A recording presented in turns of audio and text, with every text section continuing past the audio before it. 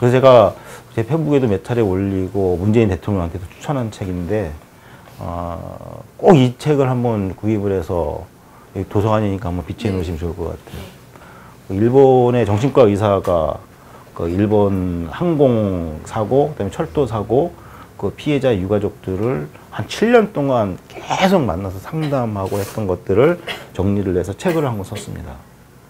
이제 10월 달에 2015년에도 한번 왔었고요.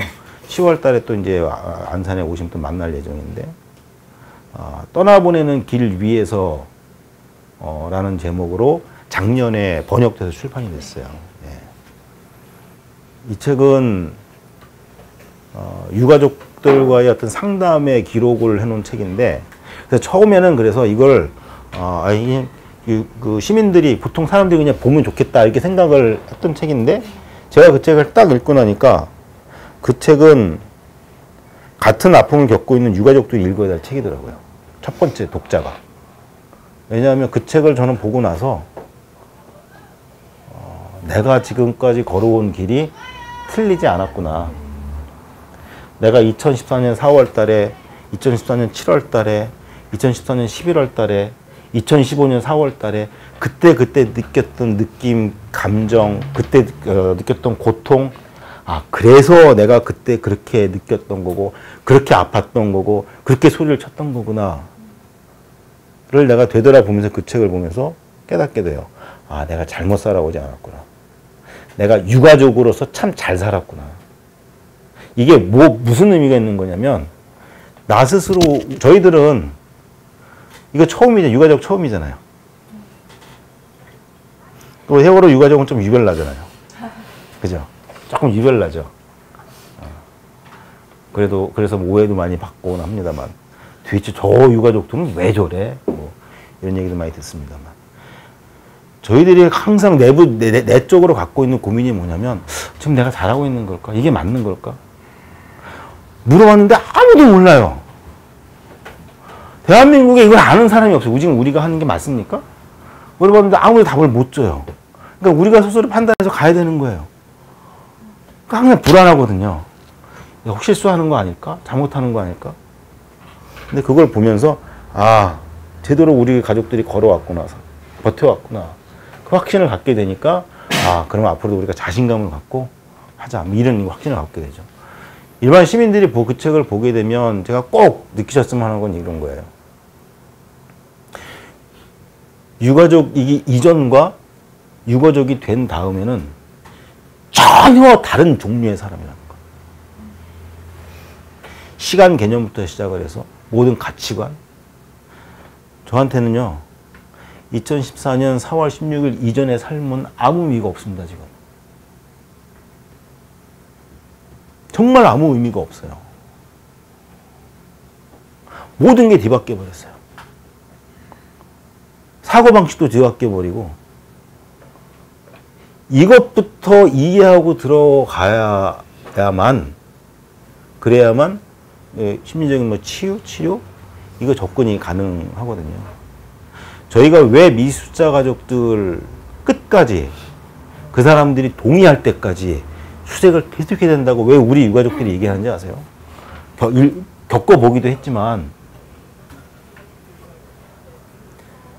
내 새끼의 시신을 만져본 유가족과 어디로 사라졌는지 알지도 못하는 상태에서의 유가족이 되는 것과는 근본적으로 다릅니다. 이 사람들은 평생 죽을 때까지 일상을 못 돌아갑니다. 그 사람들에게 일상은 이전 일상의 10분의 1, 100분의 1도 찾아갈 수가 없어요. 이런 것을 기본적으로 이해하고 인식하지 못하고 가면, 제가 아까 첫 번째 그랬잖아요. 왜 죽었는지를 아는 게 첫 번째 조건이다. 일상으로 돌아가기 위한.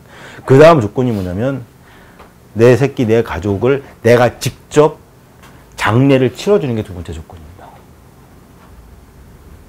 정말 죽었구나 라는 걸 현실로 받아들이지 못하고 있는데, 그걸 현실로 받아들이는 것부터가 다시 일상으로 돌아가는 첫 출발이거든요.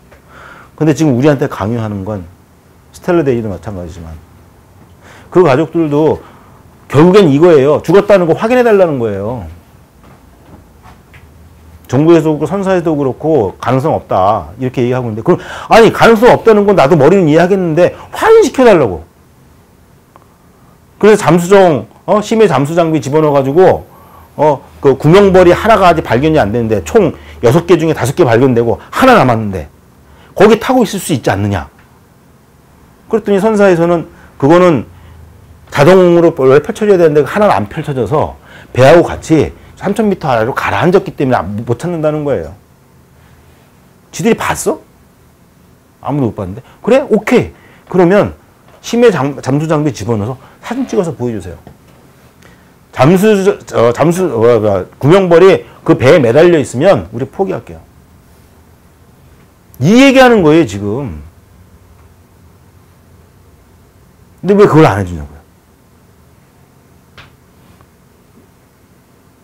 실종자 가족, 유가족들이 반드시 겪고 넘어가야 될 건 내 가족, 내 새끼의 죽은 그 시신을 내가 직접 만지는 거. 그리고 그 죽음을 현실로 받아들일 수 있도록 하는 거. 그게 이 사회가 참사 유가족들에게 해야 될 일이거든요. 근데 어떻게 하죠? 어떻게 하죠? 요거만 하고 마무리할게요. 우리 다 그러잖아요. 못 보게 하잖아요. 아, 이거 보면 안 돼, 안 된대. 충격받아서 쓰러져. 큰일 나. 안 돼. 못 보게 하잖아요. 지금 저희 가족들 중에도 아이들 마지막 모습을 못 보는 가족들이 있습니다. 못 보게 해서. 병원에서 못 보게 해요. 검사들이 못 보게 해요. 유골이 발견됐는데 뼈만 나온 거 아닙니까? 제가 가서 그랬어요. 선조기도 얘기를 했어요. 나오면 딴 걱정하지 말고 미수자 가족들 다 들어가서 보게 좀 해. 다 흩어진 그 뼈 조각이라도 보게 해. 직접 만지게 하고. 근데 거기 검사가 나와 있거든요. 검사가 다 막아요. 못 보게. 이걸 어떻게 보게 하냐고. 굉장히 잘못하고 있는 겁니다. 그래서 그걸 만일에 못 보고 아이를 보내게 되면 죽을 때까지 그 아이의 죽음을 받아들이지 않습니다. 인정 못 해요, 그걸. 이런 거부터 출발을 해야 되거든요.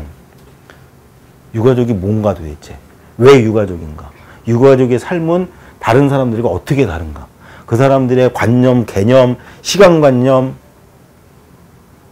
사물을 바라보는 관념, 이게 어떻게 달라져 있는가를 먼저 알고 접근을 해야 되는데 그런 거 없이 그냥 약물치료, 상담하고 그림 그리게 하고 뜨개질 해보세요. 화분 키워볼까요?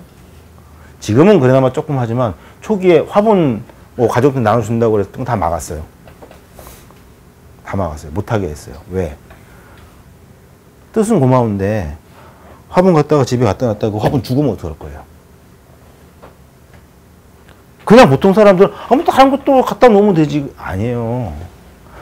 저도 그랬는데 한동안 모기 한 마리 못 주겠다니까요. 죽음이라는 것 자체가 너무 무서웠고 심지어 이런 생각까지 해요. 여기 있는 개미를 딱 밟아 죽이면 저 개미 엄마는 얼마나 마음이 아플까. 굉장히 유치하죠. 아이들, 조그만 아이들이 그런 생각하잖아요. 그런데 유가족들이 그런 생각을 한다고요. 이 모기를 내가 딱 잡아 죽이면 이 모기의 엄마는 얼마나 가슴이 아플까. 이 아이를 찾으러 얼마나 헤매고 다닐까. 완전히 다른 차원의 생각 아닙니까?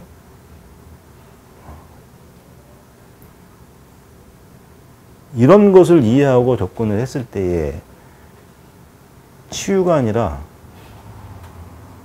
그냥 들어주기만 해도 되는데. 사실 들어주기만 해도 되는데. 그건 이 얘기가 좀 비하가 됐는데 얘기하다 보니까. 그래서 꼭 부탁을 드리고 싶은 그 책을 한번 보시되 무슨 공부해야 되겠다 이런 게 아니라 그 일본에서 그 유가족들이 어떤 과정을 거치면서 자신의 삶을 다시 찾아가는 과정이 정말 생생하게 기록이 되어 있거든요. 전 그걸 읽으면서 내 얘기가 왜 여기 써 있지? 라는 착각이 들 정도의 것들을 했어요.